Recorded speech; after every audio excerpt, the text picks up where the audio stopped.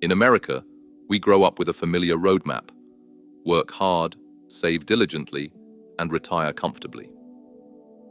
For Richard and Ellen Chen, that roadmap seemed clear.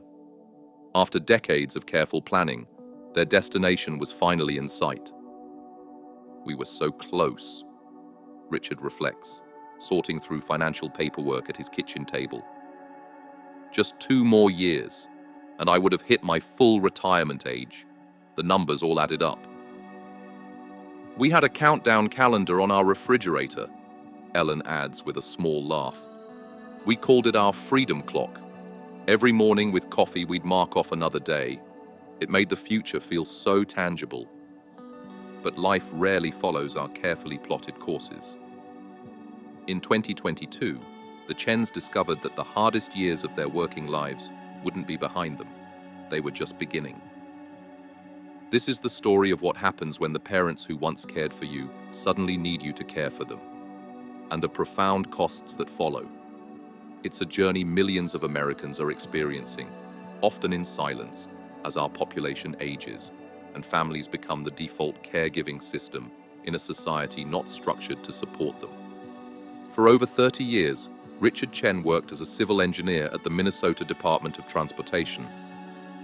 Ellen taught 3rd grade at Lakeside Elementary. They lived modestly in the same 3-bedroom home they purchased in 1994 for $185,000. "We weren't extravagant people," Ellen explains from their comfortable but simple living room. "We drove our cars for 10 years. We took one nice vacation every other year. The big splurge was college for our kids." Richard gestures around their home. "This kitchen renovation? We saved for 3 years before doing it. Same with the roof replacement. We always paid cash for major expenses." By their mid-50s, the Chens had accumulated $1.2 million in retirement accounts. Their home, now worth $410,000, was fully paid off. Their combined income of $148,000 allowed them to max out their retirement contributions while helping their 2 adult children through college. "Richard and Ellen were what we call model clients," says their financial advisor. "They started saving early, lived below their means, and had clear goals. They were on track to replace about 85% of their pre-retirement income. That's better than most people achieve. Their retirement vision was modest but fulfilling. They planned to spend summers in Minnesota and winters in a small rental in Arizona. Richard would pursue his woodworking hobby. Ellen wanted to volunteer at literacy programs and spend more time with their first grandchild. We weren't looking for luxury," Richard emphasizes, "just time. Time to read books without watching the clock. Time to have weekday breakfast with friends. Time to volunteer for causes we believe in. After decades of structured workdays, we wanted to reclaim our time." By December 2021, the Chens were counting down. Richard planned to retire in January 2024 at 63. Ellen would work 1 more school year and retire at 62. Their retirement accounts had recovered well from the pandemic downturn, and they were making their final preparations. Then came the first phone call that would change everything. It was February 14th, 2022, Valentine's Day. Ellen remembers, her voice trembling slightly. "Richard had made dinner reservations at this Italian place we love. I was just putting on earrings when my sister called about Mom." Ellen's mother, Patricia, 83, was a widow living alone in her home of 40 years in St. Cloud, about an hour's drive from the Chens. She had been fiercely independent since Ellen's father died in 2015. Mom had fallen in her bathroom. She'd been on the floor for nearly 8 hours before a neighbor checked on her. She had broken her hip. The hip replacement surgery was successful, but complications followed. Patricia developed pneumonia, then suffered a minor stroke during her recovery. By April, it was clear she could no longer live independently. The social worker at the hospital sat us down and said, "Your mother needs significant care now. Here are your options." And none of the options were good, Ellen recalls. That meeting was when reality started to sink in. This wasn't a temporary situation. This was a fundamental change in all our lives. Skilled nursing facilities in this area run about $8,500 to $12,000 per month, the social worker had explained. Medicare will cover the first 20 days fully, then partially cover up to 100 days if she's making progress. After that, it's out of pocket until she spends down her assets to qualify for Medicaid. That's when the first shock hit us, Richard says. Patricia had about $110,000 in savings and a house worth maybe $220,000. At $10,000 a month, that would be gone in less than 3 years. While the Chens were grappling with Patricia's situation, another crisis emerged. Richard's father, Michael, 85, living in Chicago, began showing signs of cognitive decline. Dad started calling me at odd hours, confused about simple things, Richard explains. He'd been a mathematics professor, brilliant man, could calculate complex equations in his head well into his 80s. But he was forgetting to pay bills, getting lost driving to the grocery store. After a neurologist visit in May 2022, the diagnosis was confirmed: moderate Alzheimer's disease. Michael could no longer safely live alone, but unlike Patricia, he had few assets, just $43,000 in savings and a small pension. That spring was when we realized our retirement timeline was in serious jeopardy, Ellen adds. We had 2 parents in crisis simultaneously, both needing significant care, both with insufficient resources to cover that care independently, and we were caught in the middle, with our own retirement on the horizon. By summer 2022, the Chens faced decisions that would dramatically alter their financial future. Ellen took a leave of absence from teaching to manage her mother's care, while they determined next steps. The most shocking discovery was how little support exists for middle-class families in this situation. Richard adds, if you're wealthy, you can afford quality care. If you're poor, Medicaid eventually kicks in. But for families like ours, and our parents, you're largely on your own until you spend down to poverty level. For Patricia, they eventually chose an assisted living facility close to their home at $5,200 monthly. Her savings and Social Security would cover costs for about 2 years. For Michael, they renovated their basement into an accessible apartment, costing $42,000 from their retirement savings. The renovation wasn't just about adding a bedroom and bathroom, Richard explains. We needed wider doorways for potential wheelchair access, grab bars, a walk-in shower, improved lighting, a medical alert system. We had to modify the stairs with a stair lift that cost nearly $8,000 alone.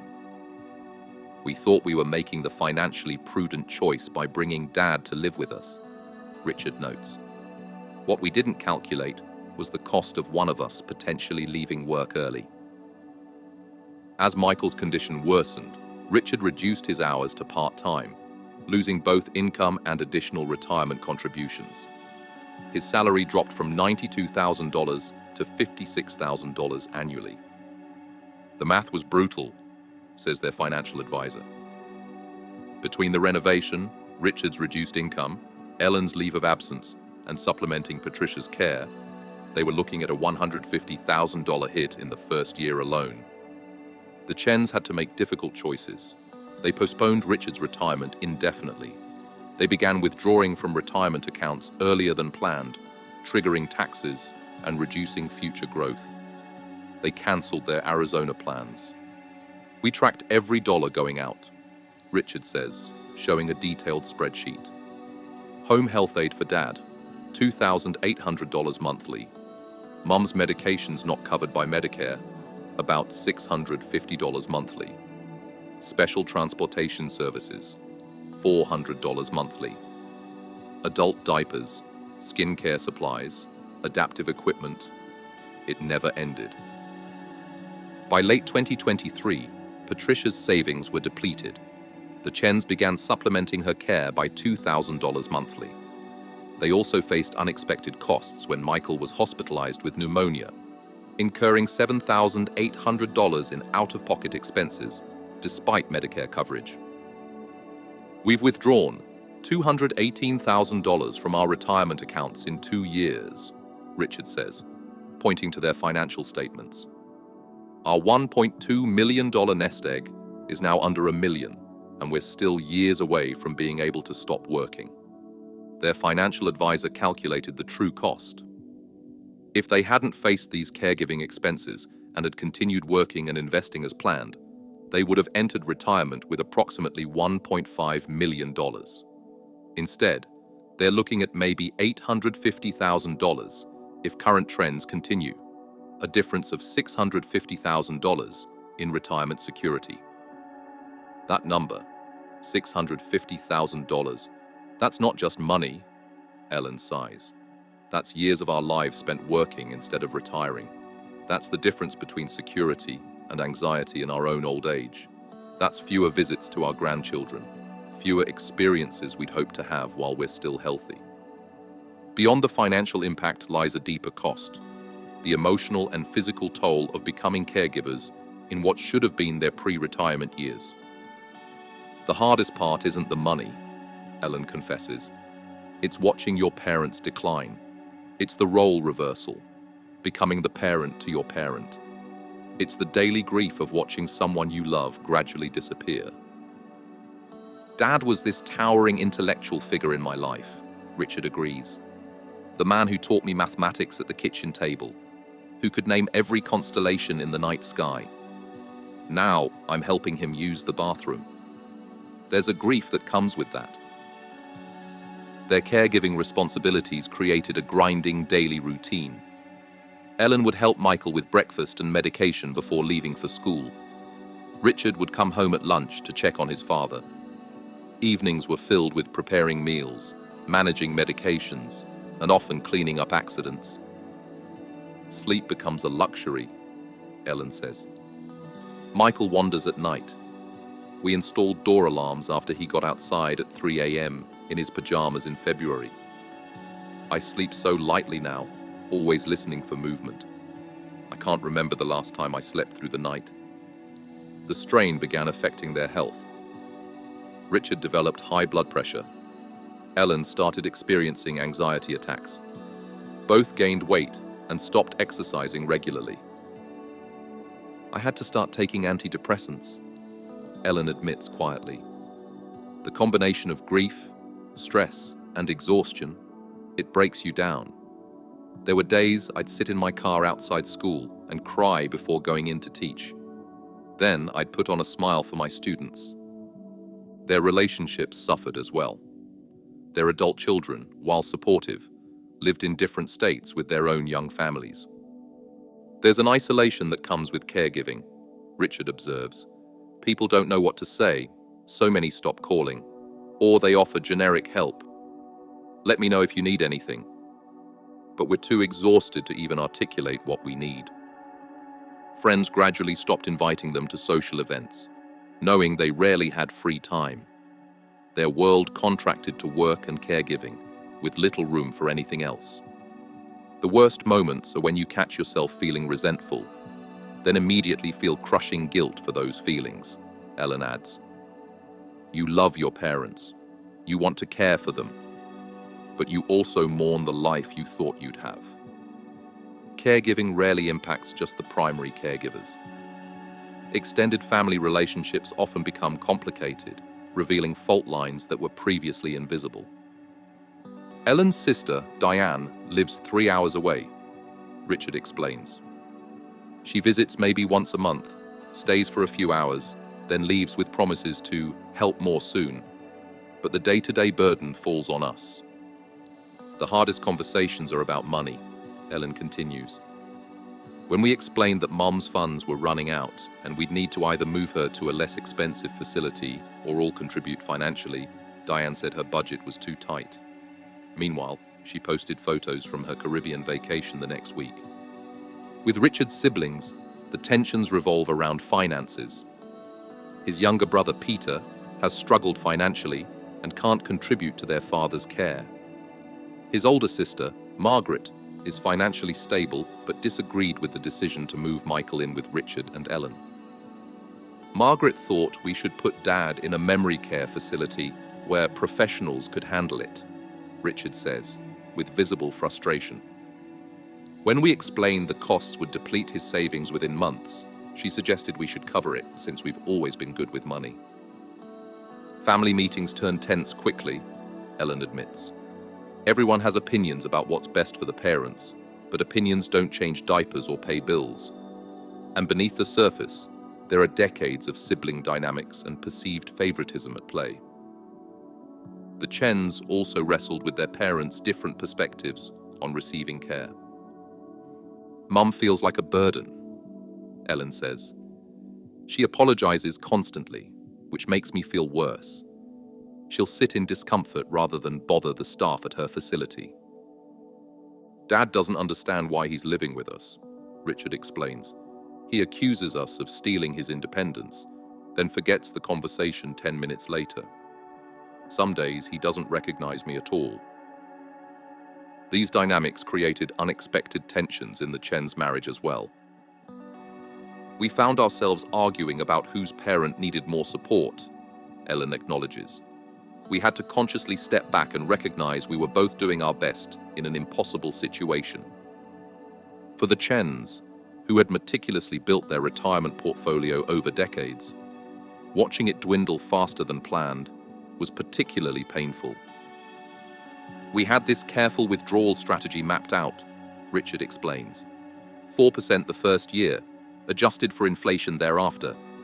That would have allowed our investments to last 30+ years. Instead, they've been forced to accelerate withdrawals while simultaneously reducing contributions.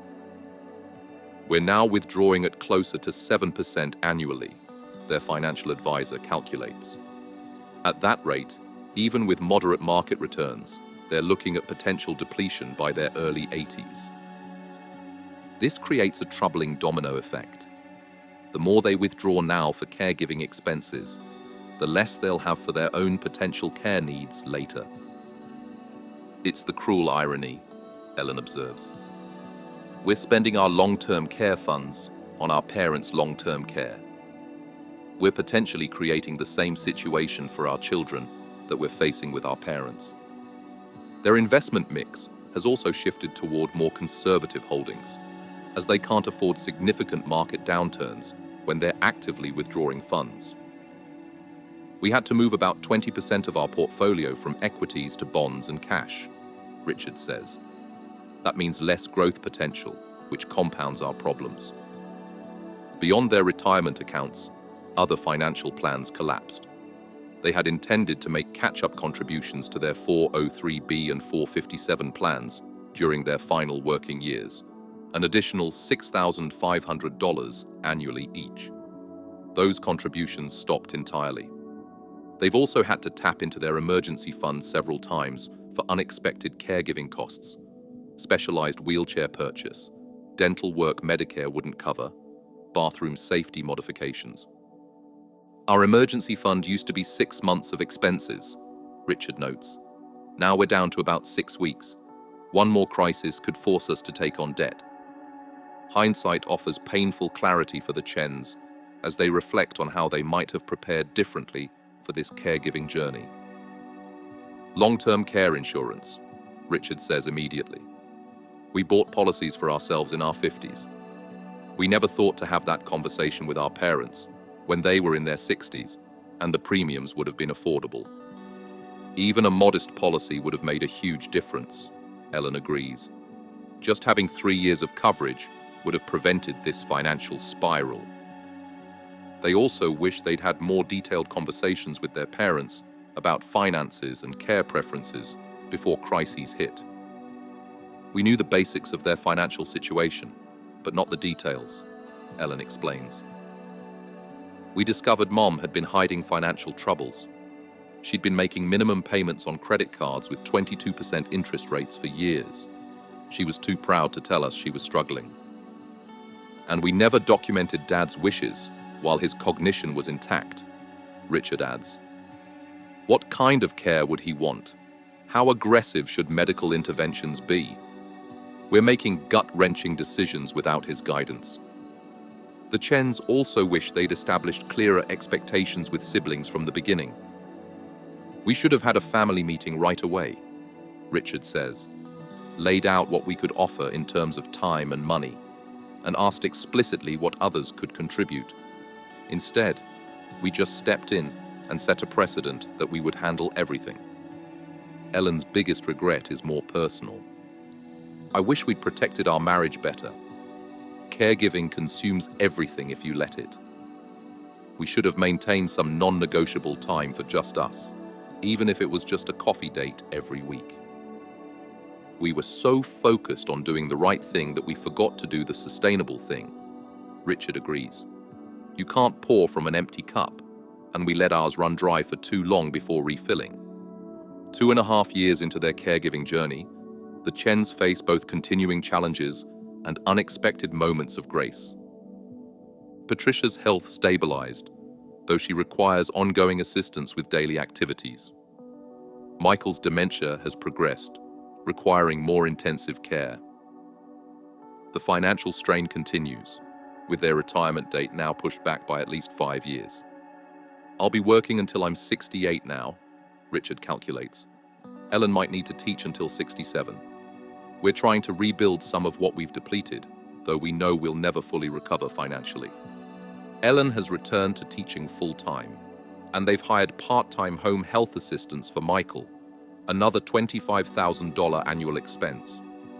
We've had to accept that we can't do it all ourselves, Ellen acknowledges. That was a hard realization for people like us who have always been self-sufficient. But the alternative was complete burnout, which would help no one. They've also found unexpected support. Their school and work communities organized meal trains during particularly difficult periods. Their church established a respite care volunteer program, providing occasional breaks for caregiving families. Our daughter Jenny moved back to Minnesota, Ellen says with visible emotion. She took a job that pays less, but allows her to help us one weekend a month. That's been our lifeline. The Chens have become advocates for caregiving families, joining support groups and speaking at community forums about the financial realities of elder care. We're determined that something good comes from this experience, Richard explains. If we can help other families prepare better than we did, that matters. We celebrate tiny victories now, Ellen says. A good day with minimal confusion for Michael, a genuine smile from Mom when we visit, completing paperwork successfully for Medicare. Our definition of success has completely changed. Richard has found meaning in the role reversal with his father. There's something profound about caring for the person who once cared for you. It's not what we planned, but there's a completion of a circle that feels important. We won't have the retirement we envisioned, Richard acknowledges. Winters in Minnesota instead of Arizona. More modest travel, if any. But we'll be okay. Different, but okay. Ellen adds, we're trying to balance caring for our parents with not becoming a similar burden to our children. We've increased our own long-term care coverage. We're documenting everything. We joke that our filing cabinet is now labeled, "Do what we say, not what we did." The Chen's experience is far from unique. America faces a caregiving crisis as the population ages and families shoulder increasing responsibility for elder care. According to the National Alliance for Caregiving, over 53 million Americans provide unpaid care for adult family members or friends. The economic value of this unpaid care exceeds $470 billion annually, more than all out-of-pocket healthcare spending in the United States. For those in their 50s and 60s, the financial impact can be severe. Studies show that family caregivers lose an average of $304,000 in wages and benefits over their lifetime due to caregiving responsibilities. Women bear a disproportionate share of this burden, as they are more likely to reduce work hours or leave jobs entirely. People don't realize that Medicare doesn't cover long-term care, explains a gerontologist familiar with the Chen's situation. And qualifying for Medicaid means essentially impoverishing yourself. Middle-class families fall through the cracks. The US system essentially privatizes elder care costs to families, notes a healthcare economist. We're asking working adults to be both financial providers and care providers, often at the peak of their careers. As the Chens approach the third year of their caregiving journey, they reflect on the profound ways it has changed them and their perspective on retirement, family, and American healthcare. I used to think retirement planning was about spreadsheets and investment returns, Richard says. Now I know it's equally about preparing for the unexpected and preserving flexibility. We were so focused on our number, that retirement savings target. Ellen agrees. We should have been more focused on building resilience into our plan. Their advice to others in their 50s with aging parents is straightforward. Have the difficult conversations early, Ellen urges. About money, about care preferences, about who will do what. Document everything. Research options before you need them. Understand what insurance covers and doesn't cover, Richard adds. The gaps will shock you, and speak with an elder law attorney. It's some of the best money you'll spend. I used to fear getting old, Ellen admits. Now I fear getting old in a society that doesn't value or support its elders. What happens to people who don't have adult children to advocate for them? Who helps them navigate these Byzantine systems? Richard's perspective on wealth has shifted. I used to measure success by our net worth. Now I measure it by whether we can look ourselves in the mirror and know we did right by the people who raised us. Patricia passed away peacefully in her sleep 3 months ago. Michael's dementia continues to progress, with good days and challenging ones. The financial impact of their caregiving continues, with retirement now a more distant horizon than they once planned. We'll be working into our late 60s, Ellen acknowledges. Our retirement will be more modest than we'd hoped, but we'll have something many people don't. The knowledge that we did everything we could for the parents who gave us everything. Richard takes her hand as they sit in their living room, where medical equipment now shares space with family photos spanning 4 generations. The irony isn't lost on us, he says quietly. We spent our lives planning for a retirement that looks nothing like what we expected. But in caring for our parents, we've gained something no financial plan could have given us. Perspective on what makes a life well lived. Ellen smiles. Our retirement fund may be smaller, but our hearts are fuller. That's the paradox of caregiving. What cost you the most somehow gives back in ways you never anticipated.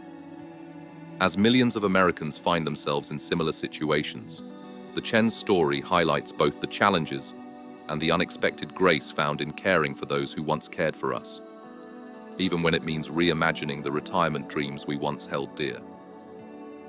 If there's one message we want to share, Ellen says, it's that preparation matters, but so does compassion. For your parents, for your siblings, for your spouse, and most importantly, for yourself. This journey is hard enough without the burden of perfectionism. And remember that amid all the challenges, there are moments of profound connection that wouldn't exist otherwise, Richard adds. Last week, Dad looked at me clearly for the first time in months and said, "You're a good son." Those 5 words made everything worth it. As the afternoon light fades, Ellen places a gentle hand on Michael's shoulder. He smiles at her, though it's unclear if he recognizes her in this moment. The retirement calendar that once hung on their refrigerator is long gone, replaced by medication schedules and doctor appointments. But in its place is something less tangible, but perhaps more valuable. A deeper understanding of what it means to honor those who came before us, and how the measure of our lives is found not in our bank accounts, but in how we care for one another when it matters most.